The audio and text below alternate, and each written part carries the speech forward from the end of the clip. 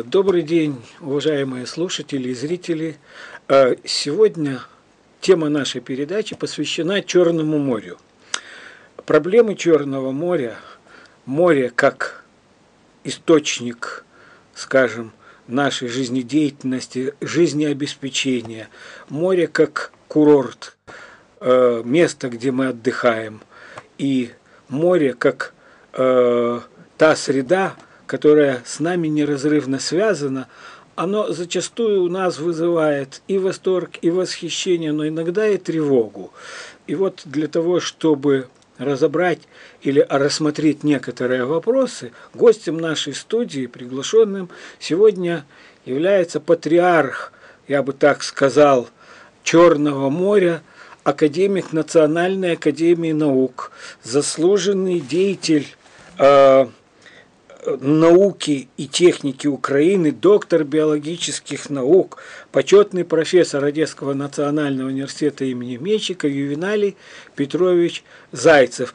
Когда я говорю о Ювеналии Петровиче Зайцева, визуально мы вот в беседе встретились с вами вот так впервые, но, честно говоря, мне вы всегда ассоциировались с черноморским Ивом Кусто, посвятившим всю жизнь вот и себя всего этому Черному морю.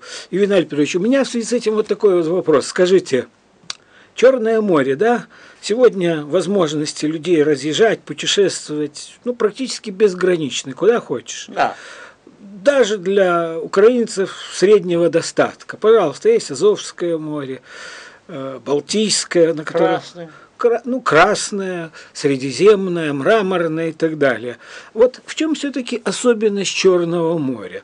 Вот где его, будем так говорить, плюсы, а где минусы именно той части, в которой обитаем мы с вами? Да, вы знаете, плюсы и минусы это вообще-то субъективные такие с точки зрения человеческих оценок и интересов человека. Конечно, оно, как еще Геродот говорил, оно из всех морей самое замечательное. Ну, он много морей посетил, не так много, как можно было бы сейчас, но оно своеобразное море. Первое, пожалуй, его отличие – это море внутреннее. Оно со всех сторон окружено сушей, материками Европы и Азии. Это Евразийское море. У него очень узкое сообщение со Средиземным, а дальше с Атлантикой. Босфор узкий пролив, там местами 500 метров всего лишь, и глубина там, метров 30 минимальная. Черное море принимает в себя массу пресной воды, крупных рек, крупнейший Дунай, вторая река по водности в Европе, впадает в Черное море, оставляет свой след, свой отпечаток на жизни моря. Ну и водосборная площадь Черного моря, она превышает 2 миллиона квадратных километров. И расположена она на территориях 22 стран Европы и Азии. Ух ты. Ну, некоторые страны только чуть-чуть участвуют в этом, в водосборной площади Черного моря, а некоторые целиком, вроде Украины, Болгарии, Румынии, там, Венгрии. И все, что производится на этих землях, через систему рек и речушек, через ливневые воды, через талые воды, так или иначе поступает в море. Море собирает все следы, материальные следы человеческой деятельности. Если бы мы были Красным морем, с одной стороны пустыня, с другой стороны пустыня, особых таких впечатлений от суши мы бы не ощущали. Но мы живем в плодородных местах, где крупнейшие сельскохозяйственные равнины, площади, где крупные промышленные объекты, очень крупные порты. Поэтому есть от чего получать ответ в виде каких-то материальных следов. Да, то есть, как говорят одесситы, а что мы с этого имеем, и что мы с этого одесситы имеем с вами? Если сейчас, да. Поначалу мы имели плюс большой. И в старину глубокую, во времена античных греков, самая вкусная рыба была черноморская. И она пользовалась на рынках Афин и Рима особым спросом. Это окупало трудности переезда сюда, вылова, транспортировки, всякие там несчастные случаи. Это все окупалось и продавалось на рынке очень хорошо. Та же хамса, которая имеется в Средиземном море, но не такая. Та же ставрида есть в Средиземном море, но не такая. А скумбрия? Та же кефаль, та же скумбрия, ее, правда, у нас тоже уже нет. Но когда она была, она, конечно, была лучше, чем скумбрия из Средиземного моря.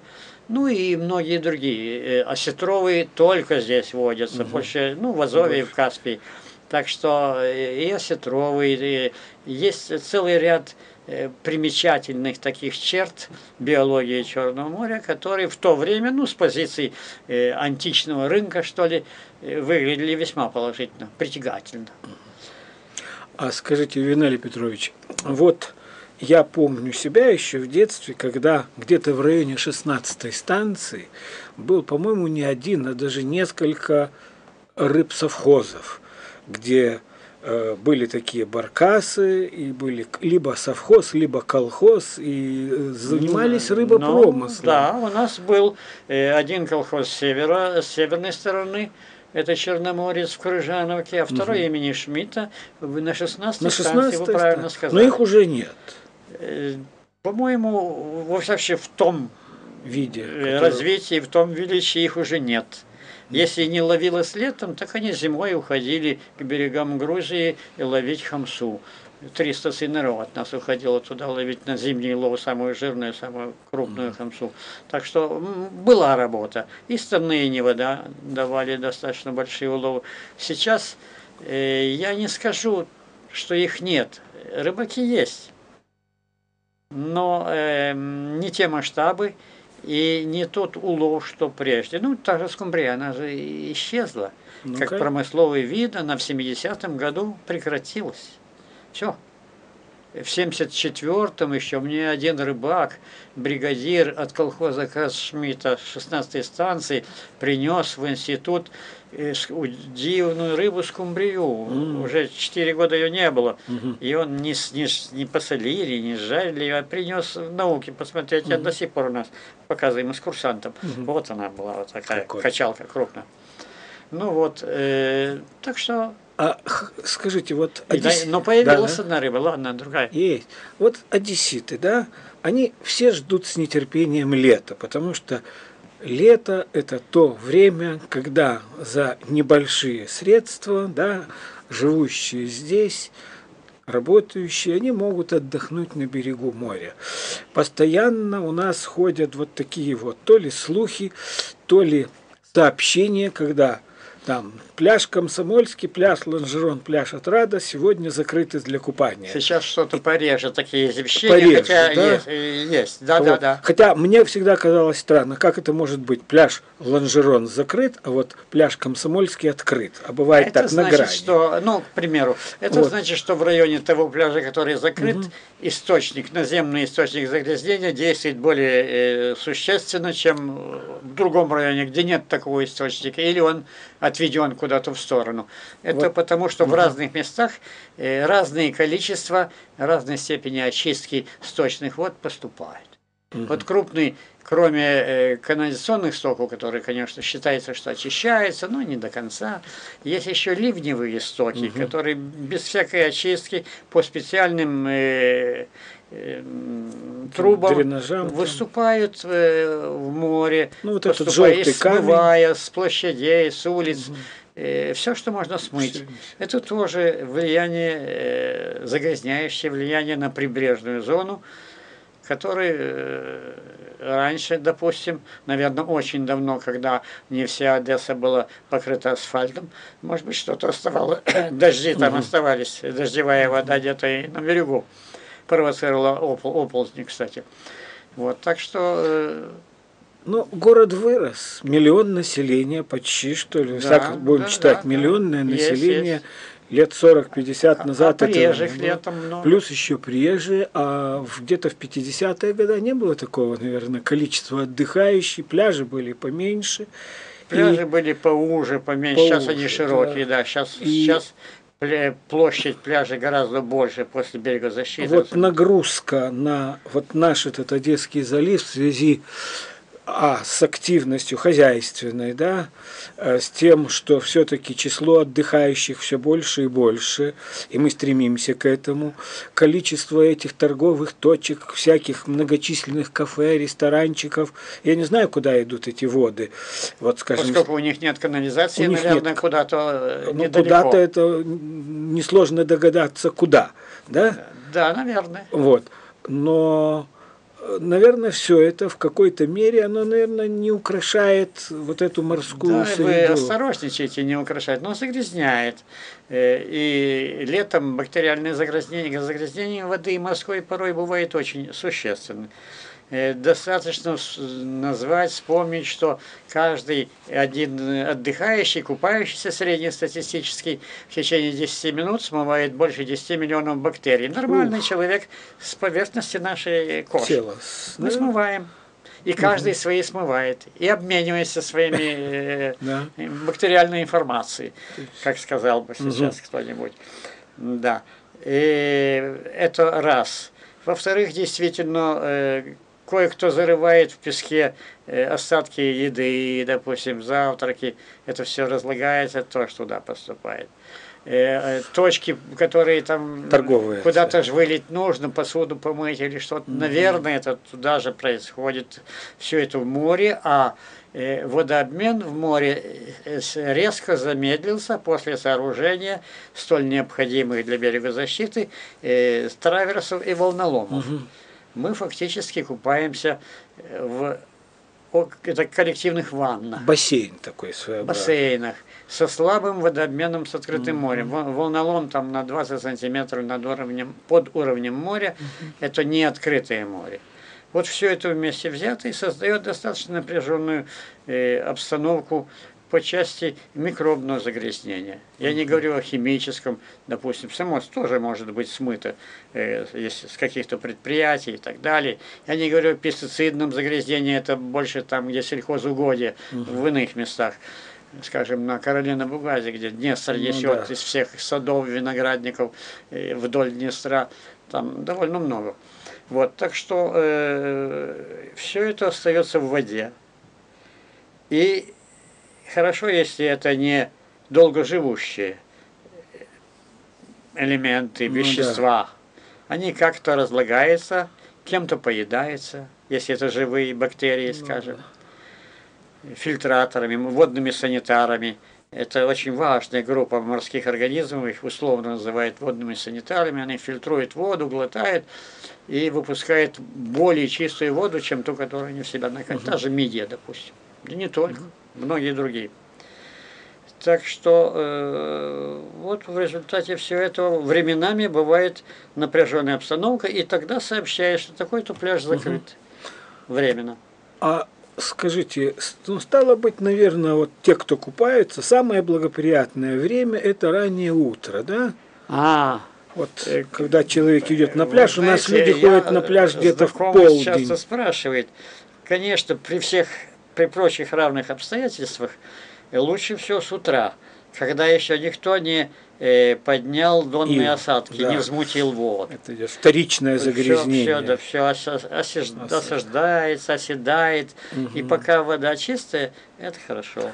А потом пошло. А скажите, у нас же вот чем характерно отличается Черное море от других, что здесь вот слой, будем так говорить, жизни очень и очень небольшой. У нас сероводород на относительно больших глубинах, да? Ну, он нас лично, персонально нас с вами не задевает, не доходит до поверхности. Нет, за исключением тех случаев, как многие говорят, когда вдруг говорят, сероводород пошел, и это не сероводород. Это не тот. Это не тот сероводород. Мы тот условно называем сероводород от Бога. Он всегда был на дне Черного моря, потому что Черное море слабо вертикально перемешивается, медленный вертикальный водообмен и застойные воды образуется в глубине, и там сероводород. От чего это отдельный разговор, очень интересно. Считается, что там кроме сульфат-редуцирующих бактерий ничего больше не живет. Это так считалось до 2005 года, пока мы не нашли там интерес. Но это отдельный разговор. Ну это здорово. Еще один вопрос в связи с этим. Вот иногда в прессе появляются вот такие вот статьи или сообщения о том, что кто-то сказал, что возможно загорание Черного моря, взрыв. Или это не научно, это чепуха. Подсчитали. Ну, кто-то подсчитал, что у нас 87% водной толщи заражена сероводородом. Это столько добра пропадает. Может быть, можно сжечь, там, получать энергию какую-то. Подсчитали, что если бы его было в 1000 раз больше, чем сейчас, добыча была бы рентабельной. Добыча серы там или тепла и так далее. При тех концентрациях, которые есть, его слишком много сероводорода для того, чтобы погубить живые существа, но слишком мало для того, чтобы загореть. Метан горел в 27 году, когда об этом писали, наблюдали, вот вспышки. Считали, эти сипы, выход метана, и сейчас уже эксплуатируются многие из этих. Это они выходят и могут гореть. А скажите еще, Юрий Петрович, вот глубина Одесского залива, она это как считать? Невелика, да? Какая граница? Если от мыса Северный до мыса Ланжерон, это по Лоции, тут 8 метров, 8,5, не больше. Это Лузановка, этот район. Ну, не считая, конечно, в порту там вырыли для крупнотоннажных судов, там 14 метров. Я почему спросил? Потому что вот сейчас был реализован, собственно, этот проект так называемого глубоководного выброса. Я никак не могу понять, почему его назвали глубоководным. А так ли его назвали? Его назвали... Не дальний? Нет, его называли, он так и звучит, глубоководный выброс. И глубина там совсем уж небольшая, 4 километра. Да, это там метров 7, наверное, что-то там такое. говорят 12, 9-12. Не наберется. Не наберется. Да, даже если 12. Видите, это, наверное, все относительно. Прежде эти воды из северной части города поступали в Одесский залив на расстоянии 300 метров от берега, всего лишь 300, на 5-метровой глубине. И по сравнению с 5-метровой глубиной и этими 300 метров, 4 километра, это все-таки вроде бы ничего. Другое дело, что эффект это не... Ну, мы помним, что президент страны хорошо там раскритиковал. Кулаком по столу, ну, не только за трубу, это, а за то, что не подготовили очистные сооружения, ведь через трубу нужно было выпускать очищенные воды. Они-то, конечно. Они не очищены, а это особая работа, особая забота создать очистку. Раньше эти воды поступали в Хаджибейский лиман, там они немножко разбавлялись, немножко обезвреживались, и потом уже по каналу поступали в море и выходили на глубине. Более или менее относительно. Немножко, да, немножко чище. А сейчас они прямо пойдут на... Я вот не знаю, идее. Если ликвидирован путь через Хаджибей, а там иначе не надо было строить это, то они пойдут прямо, но прямо можно пускать только очищенные воды. А что это, чем это чревато, скажем? Вот какова вот с вашей точки зрения, как специалиста, вот эффективность этого проекта? Вот чего нам ожидать от него? Благо или, собственно говоря, времени осталось немного? Вы знаете, я, во-первых, не специалист, я биолог все-таки. Я знаю. Но думаю, что поскольку мы сигналы, воду из Днепровско-Бузского лимана за 50 с лишним километров получаем через сутки, течение такое, это 54, то от 4-метровой расстояния, 4-километрового расстояния мы получим при восточном ветре сразу же. И если выходить будет вода не очищенная, то пляжи Лузановские будут омыты этой неочищенной водой. То есть, а дальше пусть скажут медики, а хорошо ли купаться в канализационных водах? Да, наверное, не очень, тем более детишкам из молодой гвардии.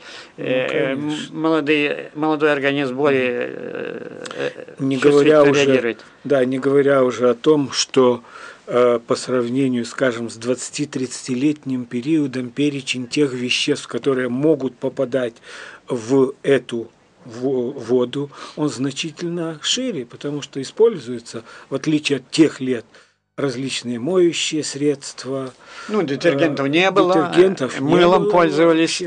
Да, мылом. Детергенты это важно. Это Там очень... есть такой букет новых веществ, в том числе совершенно отсутствующих прежде. Конечно. Разве ДДТ, который 30 лет живет в воде, разве он правда, существовал? сейчас запретили, но его... Много еще запрещено, но остатки-то его поступает, и если он поступил, скажем, то 30 лет должен еще никуда не до полураспада. Так что я не говорю о радиоактивных элементах, у которых свои более длительные периоды полураспада. Но мы о них даже не говорим, слава богу, пока что. Это не главное. Главное загрязнение у нас в Одесском заливе – это переудобрение. Это избыток различного рода органических и минеральных веществ, которые стимулируют развитие водорослей микроскопических. Вот даже детергенты многие действуют как удобрения, содержащие фосфор. Почему нет? И в результате мы получаем такие количества микроскопических водорослей, их называют фитопланктоном, которых прежде в природе не было. И максимальное количество, самое такое массовое, я не буду называть название, было 3 миллиона клеток в литре, но они такие маленькие, и 3 миллиона такое мизерное количество, что вода была прозрачной, которую вы помните. Да. Я помню еще более прозрачной в силу моего возраста. Вот. А теперь после 3 миллионов 100 миллионов, 150 миллионов, явление вполне обычное. Море цветет, вода цветет, она меняет цвет. Да. Ну, это вроде бы благо развития большого количества водорослей. Они днем кислород выделяют, правда, ночью они его потребляют, этот кислород. Но ими питаются животные водоросли. Но все хорошо в меру. Раньше, когда этих клеток было немного, их было ровно столько, сколько необходимо разного рода рачкам там, и другим животным, и они чувствовали себя хорошо. Как раз в наших местах, где больше было все-таки фитопланктона, и больше было и других животных беспозвоночных. Недаром называли северо-западную часть, куда и мы относимся, житницей Черного моря. А когда стало очень много вот этих вот, и они выпадают на дно, век у них короткий, неделю, там, 5 дней, 10 дней от силы, и оседает на дно. И начинает разлагаться на дне. Это все времена, во все времена так было, и при древних греках. Но тогда разлагалось небольшое количество, от небольшого количества взвесь. Теперь огромное количество оседает, некому съесть. Разложение означает потребление кислорода. Да. Раз нет кислорода, животным нечем дышать. Значит, оказавшиеся в этом месте мидии и прочие погибает от гипоксии, от дефицита, от отсутствия или дефицита кислорода. Рыбы, кто может удрать, удирает, полуживые, мы их видим на берегу. Впечатление, что отбили и некуда деваться. Так много рыб, это не от беды, это беженцы. Вот это вот то, что выбрасывают. И сероводород мы чувствуем этот, а не тот глубинный, который до нас и до поверхности не доходит, слава богу. Это такая техногенный. Техногенный, мы говорим антропогенный, да. Это в результате. Антропогенный. В результате, особенно это произошло, со всеми морями это произошло. Европа и не только Европа, особенно после начала так называемой зеленой революции. Это программа ООН, чтобы дать больше пищи людям, голодающих много, все благое дело. Но через увеличение урожайности, через усиление удобрений, количество удобрений больше, пестицидов, бороться нужно с врагами сельского хозяйства и так далее.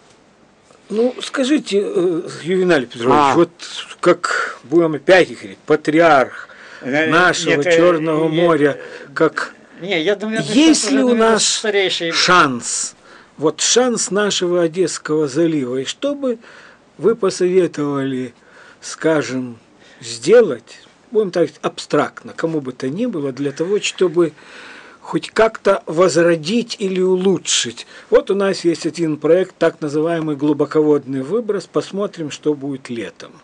Да? А если он не оправдал себя, то что будем делать?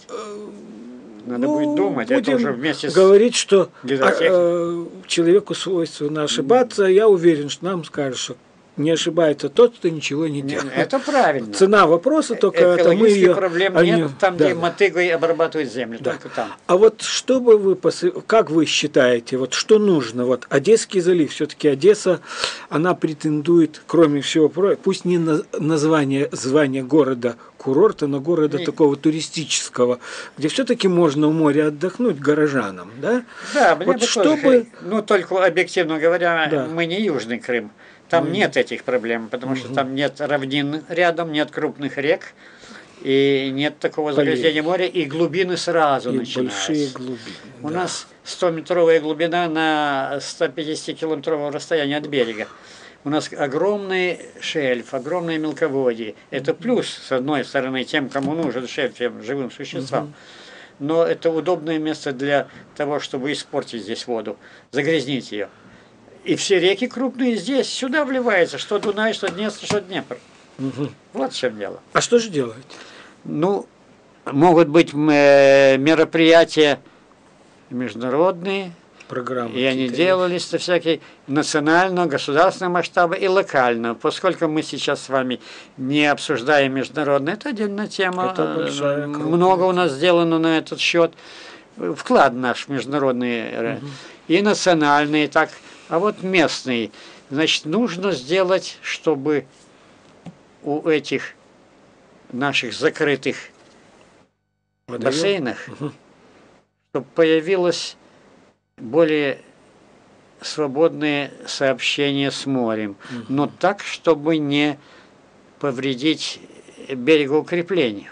Тут сразу все инженерные геология сразу. Вы имеете в виду Хаджибеевский лиман? Нет. Какой? Нет, мы купаемся в бассейне. Тут.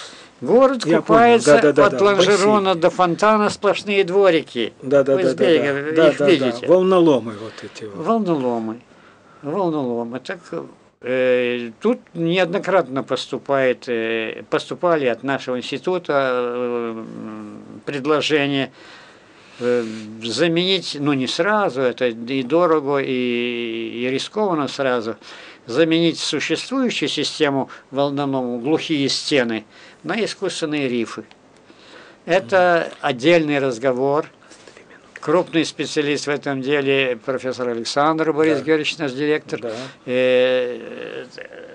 Это один из возможных выходов, используя силы природы. Ювеналий Петрович, есть ли у нас шанс, как вы считаете, у одесситов такое количество экологов, Институт биологии южных морей, начинается. Институт экологии Черного моря, Южный научно-исследовательский институт морского флота. Сколько у нас химиков и как химиков, да. Химики добра не несут, они только загрязняют. Но, к сожалению, не очищают. Но вот у нас осталось совсем немного времени, да? Мы живем в прекрасном городе, да? Великолепное место. Геродот был восхищен, правда, Одессы тогда еще не было. Да. И вот, что бы вам хотелось вот, пожелать Черному морю и всем нам? Ему, бедняги, да, ждет, не дождется от нас, чтобы мы внимание к нему обратили. Больше. Да. И чтобы он у нас был не местом отхода стоков наших, а местом отдыха. Ну, перечислить все, тут начиная от экологического ликбеза, его нет. К сожалению. И, кстати, и телевидение это мы говорим, специально не занимается. Это, Юрий Петрович, это, наверное, не столько ликбез экологический, сколько общая культура. Когда пляж – это не место для… Не хотите, да? Нет. Значит, если человек идет с интенцией, с желанием хирургической операции, отрезает часть моря, там что-то делает, а вы меня уже закрыли, я вам могу теперь сказать, то он должен знать, куда ты входишь. Ни один хирург не начинает резать, не изучив организм. Ювеналий Петрович, я хочу вас поблагодарить за интересную беседу. Это не было, Нет, это мы выше. это очень коротко. У нас осталось за полчаса, об море не скажешь. Да. Но я хочу поблагодарить вас. Я надеюсь, что это не последняя наша встреча. Дай Бог. И всем нашим зрителям пожелать всего наилучшего. И все-таки есть надежда на то, что наше море действительно будет черным и будет приносить не только огорчение, но и больше радости. С нашей помощью. Да.